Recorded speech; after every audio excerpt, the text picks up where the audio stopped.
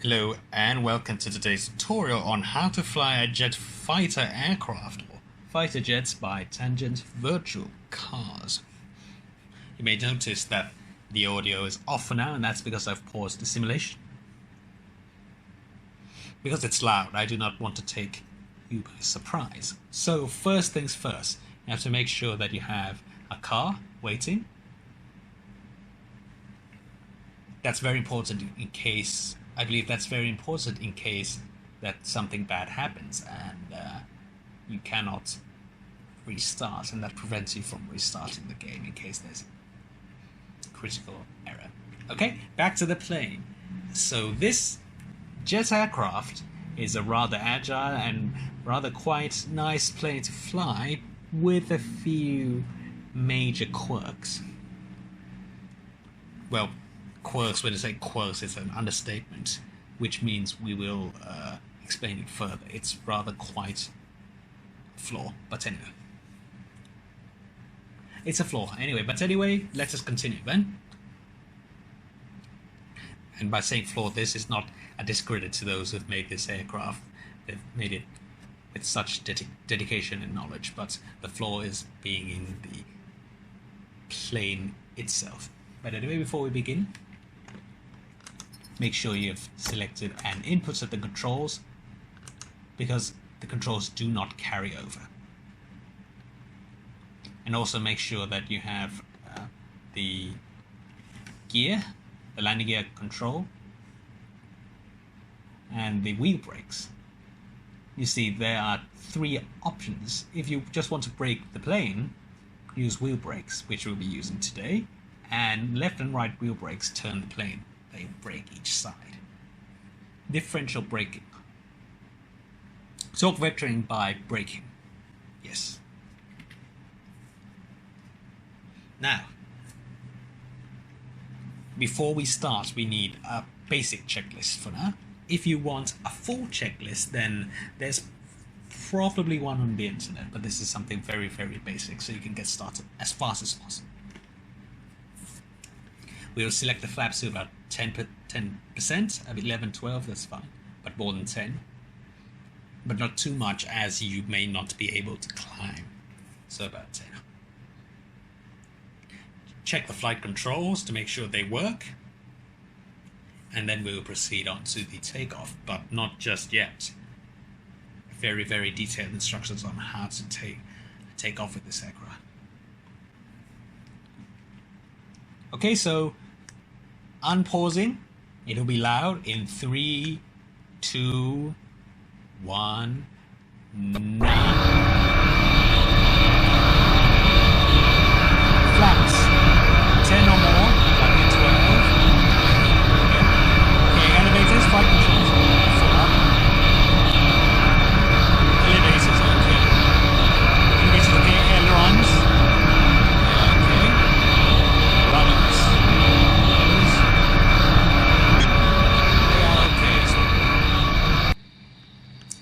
So for the takeoff roll, you need to hold the brakes and build the engine power up. Why would I do that, you may be thinking? Because this thing should take off like a rocket, and here's the flaw. These early jet engines are called turbojet engines, and these things, in car speed, are like a car that's always on top gear, always stuck on top gear. As such, these things have terrible acceleration at low speeds, which is a problem for us needing to take off. Am I correct? Yes, I am. But not being proud or egotistical, but you see it with your own eyes as well. And here's the deal. We need to build up the power as much as possible before we even move. So the brakes will hold the plane.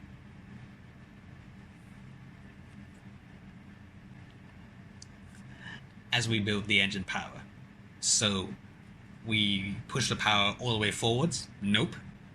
Gently build the power, very gently, if you wish for that kind of thing, because early jet engines, they choke if you add too much fuel or suddenly reduce the throttle at low speeds. They choke and they fail. You need to restart them, and jet engines take a while to restart. Some time, really. No. About a minute. Yes, not really a good thing. But this doesn't model that for now, as I can see. Or maybe I haven't selected the setting that I need to model that. So I shall build the power slowly, and then when about here, I bring the power to full. And also to remember that jet engines are slow to respond. So one will need to listen to the engine noise to make sure that the RPM is rising or stable. Listen. And then 3 critical speeds, V1 at 90 miles per hour, or 80 to 100, the speed that we will not stop anymore, the decision speed, VR, rotate, where we pull the stick back, and V2, the safe climb speed.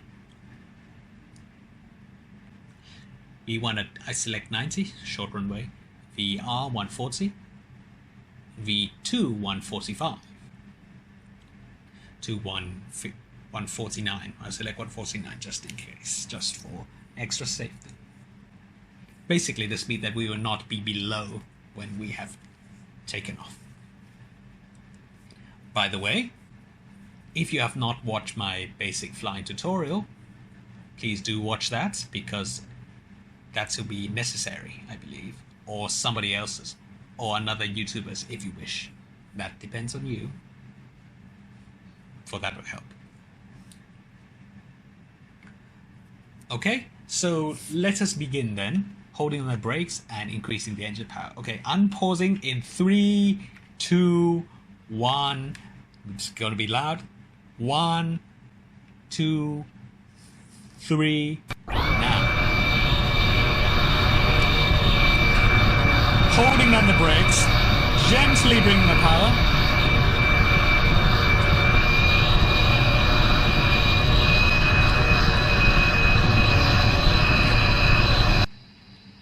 Also, just sorry to interrupt the moment, we have full fuel on board, so we're heavy, but we are safe in terms of fuel. Okay, holding our brakes, unpause. Okay, I'm sorry. 3, 2, 1.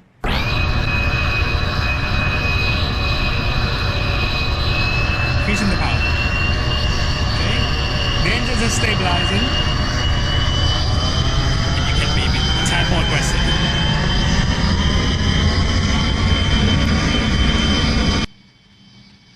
Also, when you release the brakes, keep tapping them. Keep pressing them, because you need to release the brakes gently. If you release it straight away, the tail will hit the ground and then you cause damage to the plane. So keep tapping them, gently move move forward. Okay, getting ready. 3, 2, 1, now. And also press the elevator down a little. 3, 2, 1, starting now.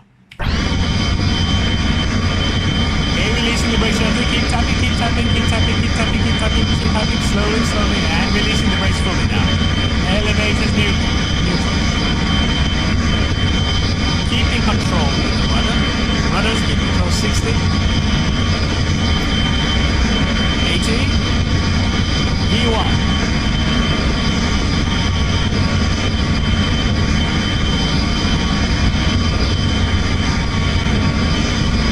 Rotate. Me2.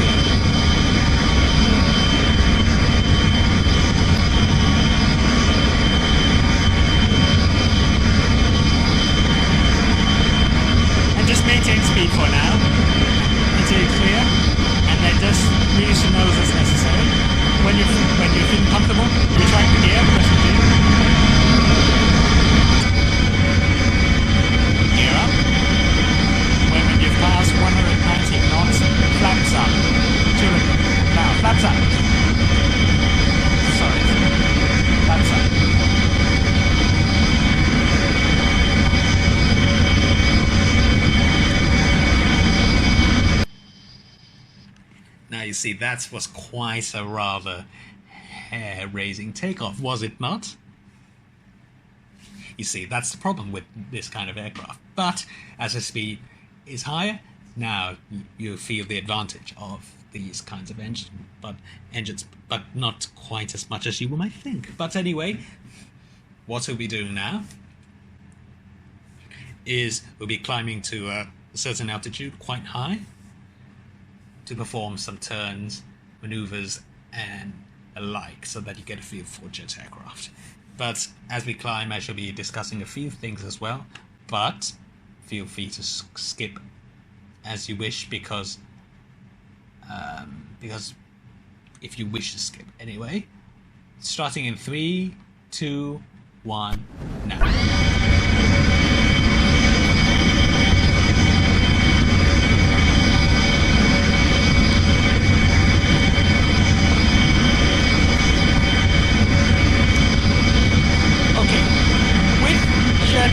Aircraft, fighter jets, you'll be expected to turn aggressively.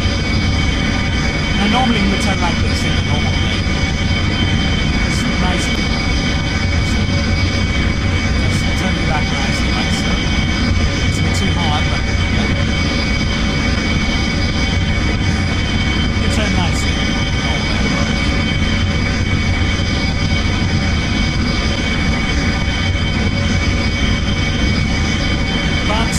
Okay, stopping, but you would want to turn rather aggressively in a situation where you would need to turn aggressively, like in a dogfight or when flying in an aggressive manner.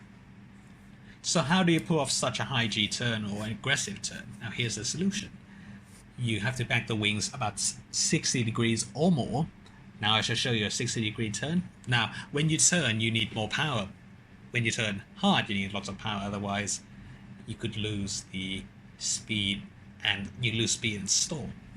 Okay, here we go. So 60-degree turn first. 1, 2, 3, starting now. Okay, so about 60 degrees, like so. Here, about here, and pull. Otherwise it doesn't turn quite as well. So pull, quite a bit. So here's the 60 degrees. Rather quite violent.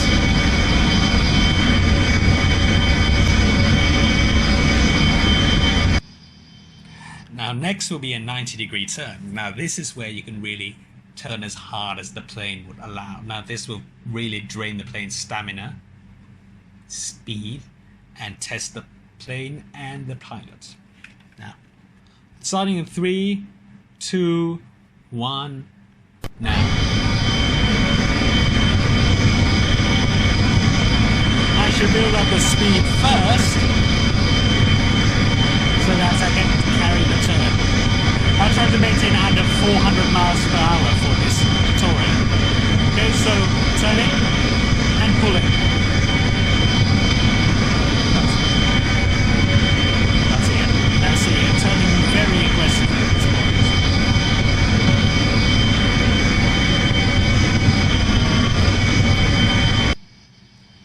Okay.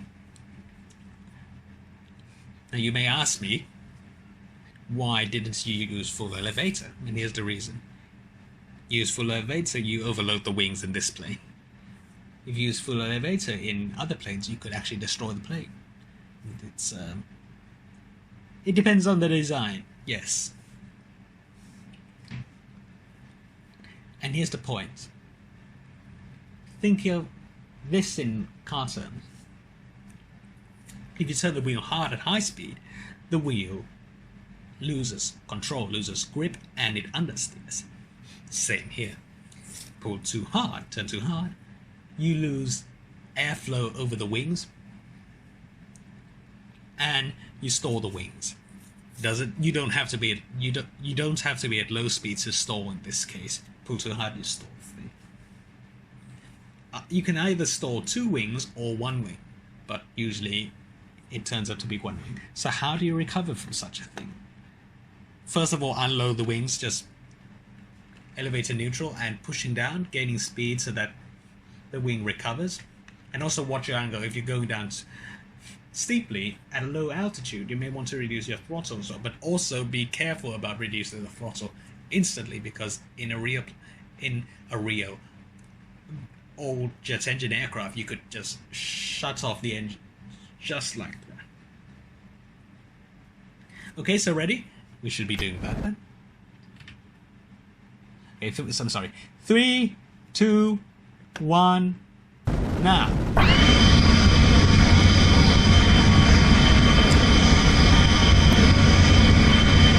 Building up the speed first.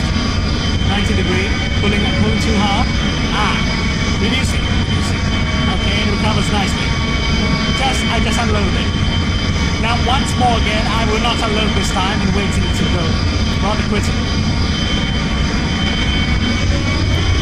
Unload. Just unload. Just recover. Reduce the throttle once again.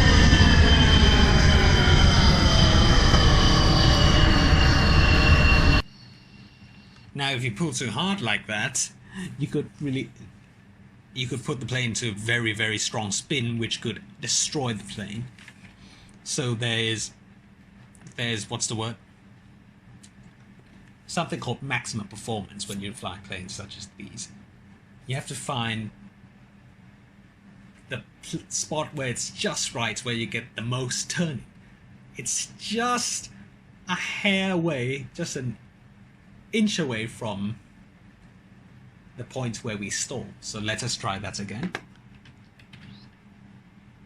3, 2, 1, now.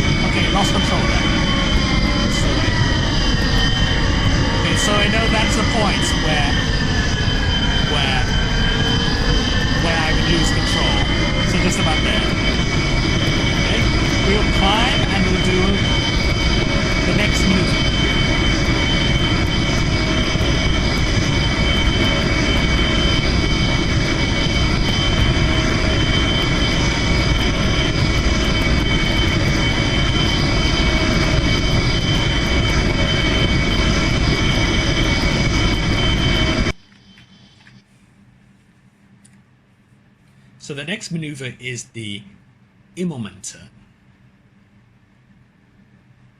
The Immelman, I'm sorry. You pull the plane straight up all the way until you reach the other side. It's a 180. So basically you need plenty of speed, just enough on the elevator until you reach the other side. Too much is stall at the top. So are you ready? First, I'll get the speed to 300, and I shall do the Immelman. Okay, ready? 1, 2, 3, now.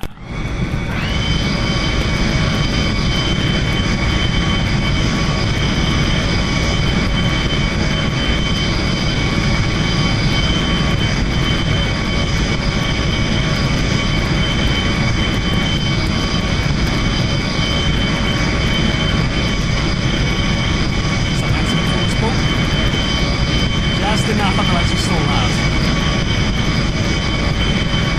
Reducing and turn back.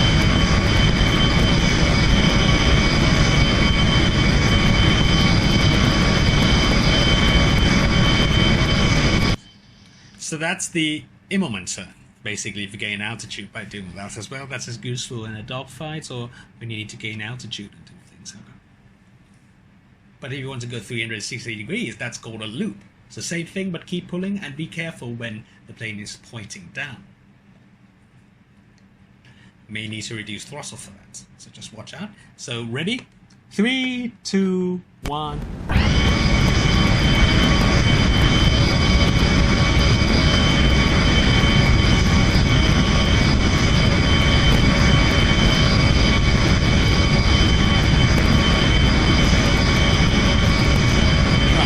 Begin.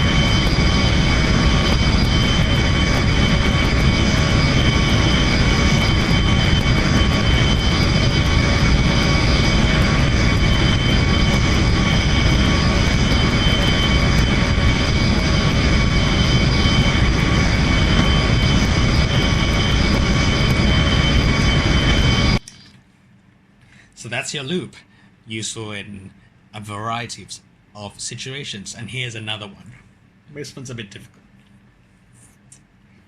A split S, basically an inverse Immelmann. You turn the plane over 180 degrees and pull. By doing that, you'll be diving as well. This is a difficult one, so it's a great idea to check for mountains and stuff. And also, it's very important to realize that your speed will be increasing as well. So maybe you want to reduce the throttle to about half. In modern planes, you would reduce it to height all the way, but in this plane you may cuff, so advisable to have a bit of power lift. Okay, ready? 3, 2, 1, now.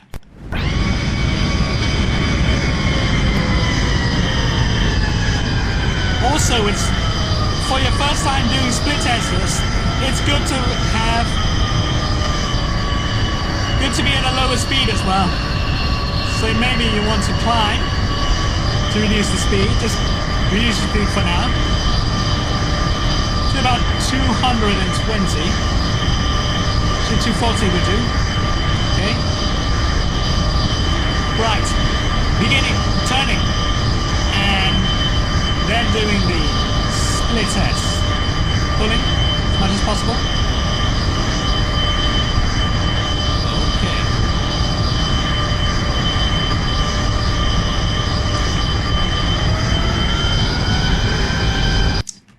So that is the split S. Very, very dangerous if done improperly close to the ground. Seen people die from that. Well, not with my own eyes, but on news and documentaries and stuff. Very dangerous if improperly performed. Loops as well can also be dangerous if you don't pull too much. And if you don't pull enough, sorry. And also during the time where you are diving in the loop, your speed increases. So the loop isn't exactly a perfect circle if you're not pulling enough, but sometimes you just can't. The loop is not a perfect circle, same as a split S. So you have to be aware of that. If you start at a certain altitude, it doesn't mean that you will finish at that certain altitude as well. So yes, something to really consider. So I hope you have enjoyed today's video